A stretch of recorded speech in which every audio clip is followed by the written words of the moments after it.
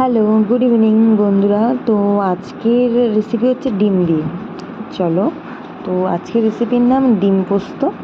তো পোস্ত আমাদের বাঙালিদের খুব একটা প্রিয় খাবার।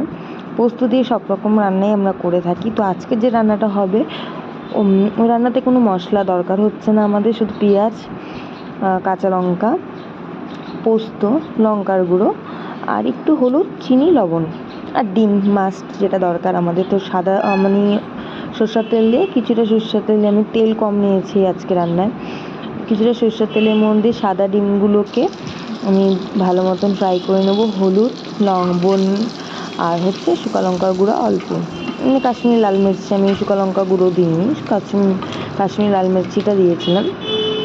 তো ভালো মতন ফ্রাই করতে বসিয়ে আমি এই পোস্তগুলোকে ফার্স্টে শুকনো অবস্থায় মিহি করে মিক্সি করে নেবো। দেন ওটার মধ্যে কিছুটা লবণ, একটু জল আর দুটো কাঁচা লঙ্কা দিয়ে গ্রাইন্ড করে নেবো, ভালো মতন পেস্ট করে নেবো।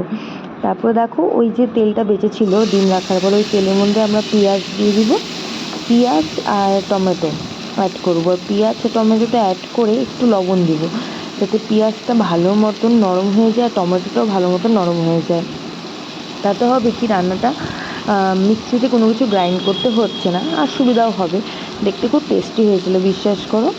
আমার নতুন নতুন রান্না করতে হয়, কারণ আমার হাজব্যান্ড যখন খাবার ছেড়ে দেয় তখন ওকে নতুন নতুন কিছু করে খাওয়াতে হয়, যাতে খাবার প্রতি ইন্টারেস্টটা বাড়ে ওর।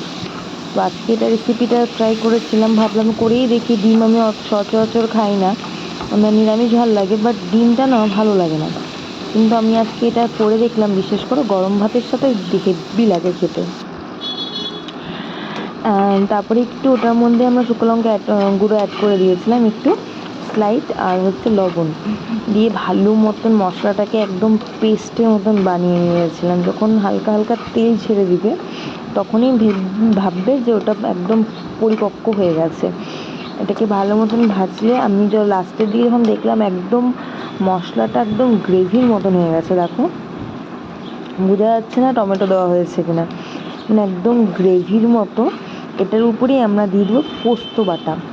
পুরো পোস্তটা দিব না, অল্প দিব আর অল্প রেখে দিব, ওটা পরে কাজে আসবে। অল্প একটু পোস্ত বাটা দিয়ে ফার্স্টে মশলাটাকে ভালো মতন আমরা মেখে নিব।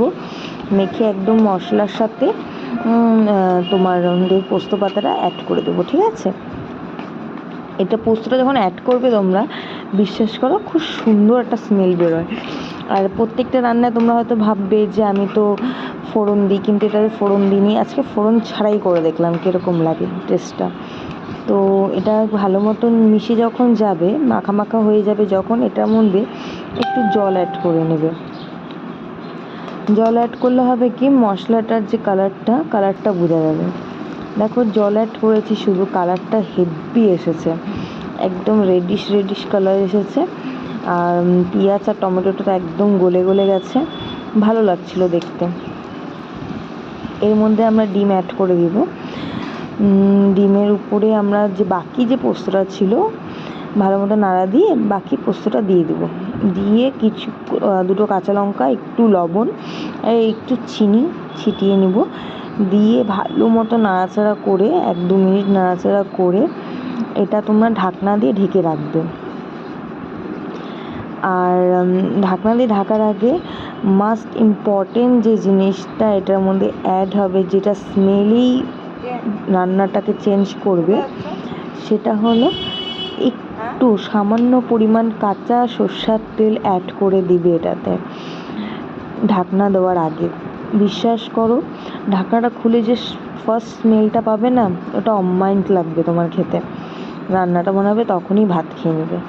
দিয়ে অ্যাড করে আমার রান্না রেডি। দেখো আমি বাটিতে বেড়ে নিয়েছি, কালারটা জাস্ট ওয়াও, আর খেতে দুর্দান্ত হয়েছিল। তোমাদের কেমন লাগলো আমাকে জানিও। Thank you so much, love you guys.